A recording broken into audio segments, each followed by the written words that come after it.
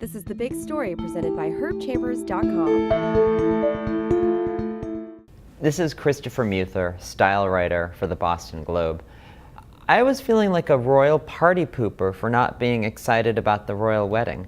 You have a toothy groom, a willowy brunette blonde, and you have the entire planet salivating over this wedding. As the Globe's style writer, I should be more excited than a contestant on The Price is Right.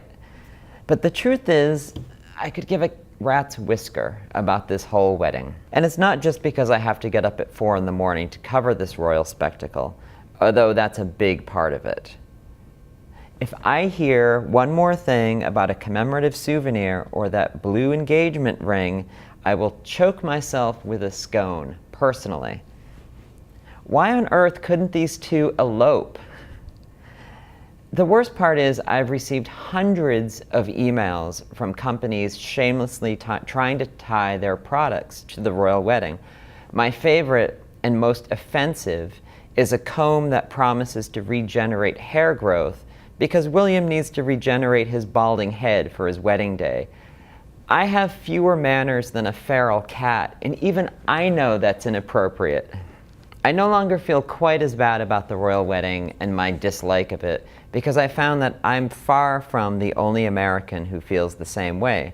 Lots of news organizations have been doing polls about how Americans feel about the royal wedding.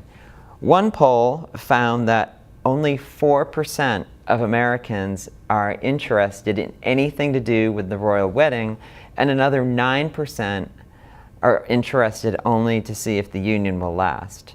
Those are the people who have the office pool on how long the two will stay married. Not that I've started one.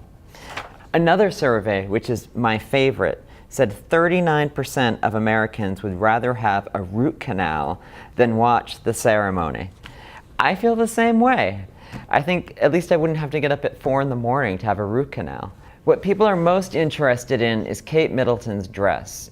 The designer has been a huge secret, no one knows, and people have to get up at 4 in the morning to watch. The good news, however, is that Neiman Marcus will be selling a knockoff the next day.